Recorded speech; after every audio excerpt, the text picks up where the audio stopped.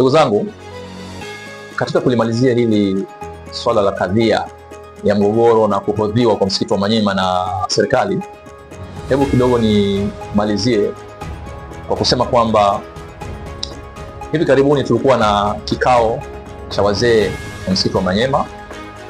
Tulikutana kwa minajili ya kutaka kabidhi wasii mkuu, kutaka kabidhi wasii mkuu tumwandikie barua aweze ambayo barua hiyo tuinakilishe kwa viongozi mbalimbali wakuu, mama waziri mkuu, Mama Samia Suluhu Hassan, marais wetu mashallah, waziri mkuu na viongozi wengine waandamizi. Tuandike barua. Wazee sasa wanataka tuandike barua ili kueleza hawe na ikiwezekana kupeleka kwenye vyombo vya usalama na nini, polisi, wilaya, mkoa, na ikiwezekana na kabidhi wasii mkuu. Hiyo barua iwe mahususi kwa ajili ya kumwambia kabidhi wasii mkuu atukabidhi msikiti wetu, na asipo ukabidhi msikiti wetu, basi tutachukua hatua za kwenda kufunga ule msikiti hadi hapo atakapokuja hadi au serikali ije iingilie kati, ije ione namna gani ya kuweza kulimaliza hili jambo, kwa sababu sisi tunaamini kwamba kabidhi wasii mkuu ni miongoni mwa watu ambao kwenye mzunguko wa serikali, ni kiongozi ambayo amechaguliwa pale na yuko upande wa serikali, na kwa hiyo pengine wakubwa zake wanaweza wakaja wakaliingilia kati wakashinikiza alimalize hili jambo. Lakini kwa kutumia busara binafsi nilipinga hatua au nilitoa hoja kupinga hatua ya kwenda pengine kuzingira ule msikiti au kwenda kufunga ule msikiti. Nilitoa hoja nzito kabisa za kupinga kwamba jambo hilo lisifanyike, kwa sababu kwanza sisi ni wazee, watu wazima, na ule ni msikiti, kuna watu mambo ya dini kule. Msikiti uko pale Kariakoo, ni center, naona bwana, ni msikiti ambao hasa siku za Ijumaa una mamia kwa mamia ya watu wanafanya ibada zao pale, na Kariakoo ni sehemu ambayo ina shughuli nyingi sana. Kwa hiyo sio vizuri hicho kitu kwenda kufanyika pale, kufunga msikiti ni jambo ambalo sio busara, na badala yake nikashauri kuwashauri wazee kwamba ni vema kumwandikia barua kabidhi wasii mkuu, tukakae naye kwa mara nyingine au kwa mara ya mwisho, tumuone, kumsikilize atasemaje, na endapo atakataa, basi tutachukua hatua, na si lazima tuende tukaufunge msikiti. Mahakama zipo, na tukakubaliana kwamba sasa tutahama, na ikiwezekana ndio tutakuwa mwisho kwenda kwake, tutakutana na yeye mahakamani, atapata amri sasa, sio yeye kutupa tena amri ya kutupa msikiti wetu. Kwa hivyo tulilifanya hilo, kwa hivyo tukakubaliana, na ndio tukaenda pale msikiti, tukaenda kumuomba kabidhi wasii mkuu ili kumnasihi yani kumrejesha kabidhi wasii mkuu. Bwana, huu msikiti sasa, naye wakati mwingine labda kama mtu amekuwa amejisahau, mwaka wa 4 msikiti, mgogoro wa uishi miaka 2 unao, kamati ziko pale, kwa nini umalize hili tatizo? Tukafanya kwenda pale kwa ajili ya kutaka maridhiano, kutaka suluhisho, lakini tulichokipata kutoka kwa kabidhi wasii kilikuwa ni tofauti kabisa na matarajio yetu. Hatujui kuna nini, sijui au ni yeye mwenyewe au ni mfumo, hatujui, lakini majibu anayoyatoa yanatusononesha, naona yanatunyima kuona kwamba kuna ukweli kwamba huyu anataka kurejesha msikiti kwa waumini au kwa kwetu sisi. Kwa hivyo kitu ambacho tunajaribu kukizungumza kwamba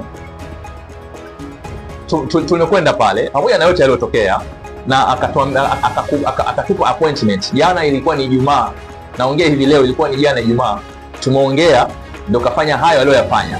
Sasa ni matarajio yetu kwamba kile alichokiahidi, alisema mpaka kufikia Alhamisi hivi huenda tukafanya naye mawasiliano kuona kwamba itakuwaje.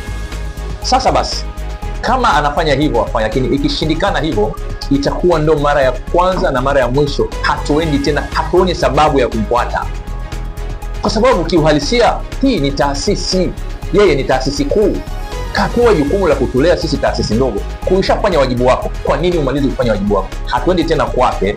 Sasa tunatafuta njia mbadala za kuweza kurejesha msikiti wetu, na mbadala namba 1 tunakwenda kumpeleka mahakamani, na huko mahakamani hachomowi, kwa sababu tuna document za kutosha za kuonyesha kwamba tutapata ushindi dhidi yake, na tutaungana waumini kwa pamoja kumpeleka mahakamani, na wengine wote ambao watakuwa wameshiriki tutawapeleka mahakamani warejeshe msikiti kwa wenyewe. Sasa mahakama itamlazimisha arejeshe. Kwa hivyo tunaona kwamba hakuna tena sababu ya kubembelezana. Sheria zipo, taratibu zipo. Kama mtu anataka kupata taratibu, unamfanyaje? Ni kumpeleka tu mahakamani. Tungechukua hatua za kufanya vurugu tena muda mrefu tu, na kuna watu wana majoto, lakini tunaona huu ni msikiti, sisi ni wastaarabu, ile ni sehemu ya dini, mazogo ya nini? Lakini haimaanishi kwamba sisi hatuwezi kufanya hivyo. Lakini ngoja tuchukue sheria ambayo imenyoka, tunakwenda mahakamani. Kwa hiyo Kabidhi Wasihi Mkuu, usiporejesha msikiti wetu tunakupeleka mahakamani. Mama yetu Mama Samia Suluhu Hassan haya anasikia, na tumekuwa na yeye ni msikivu. Mama yetu ni msikivu, na ndio maana yuko kwenye ile nafasi.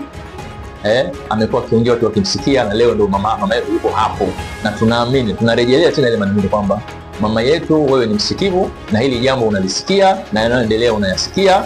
Tunaomba mama yetu uliingilie kati hili jambo, au kama ulivyosema kwenye klipi yako kwamba kuna watu wanakuja pale kuleta malalamiko na unaambia yarejee huko kwa Rita. Naona maneno hayo waende Rita kule, na kule Rita yanayojiri ni kwamba tunafuatilia, hatupewi majibu, barua hazijibiwi. Ukienda kuomba mkutano mnapewa maneno ya ajabu, wengine mnaambiwa muondoke hata kuongea na sisi. Kwa kweli tunakuomba kwa mara nyingine mama yetu, kukukumbusha tu kwamba mara kadhaa tumekuomba ile jambo ulijaribu kuliangalia, basi na sisi tunarudia tena leo kukuambia tunakuomba uliangalia ile jambo, na kama kuna viongozi wengine wa juu wanasikia, basi tunaomba wazingatie haya ili waweze kulimaliza ile swala la kadhia ya msikiti. Kwa nini haliishi? Liende liishe, lifike mwisho. Na ninayeongea hapa, naongea kwa niaba na msemaji wa wanachama msikiti wa Manyema, na interest yangu ni kufanya jukumu langu la usemaji, wala sina maana kwamba mimi nataka nikae pale msikitini. La hasha. Naona akija mtu mwingine yoyote anaweza akawa pale kiongozi. La hasha. Mimi nimesimama kama msemaji, turejeshe msikiti, uwarejee kwa wenyewe, mali za wakfu zilizochukuliwa na zilizouzwa zirejeshwe. Hilo ndio leta Kabidhi Wasihi Mkuu. Tunakuomba uwaitishe wanachama, msikiti urejee kwa wanachama, maisha yaendelee. Kwa hiyo machache niseme wa hadha, assalamu alaikum wa rahmatullahi wa barakatuh.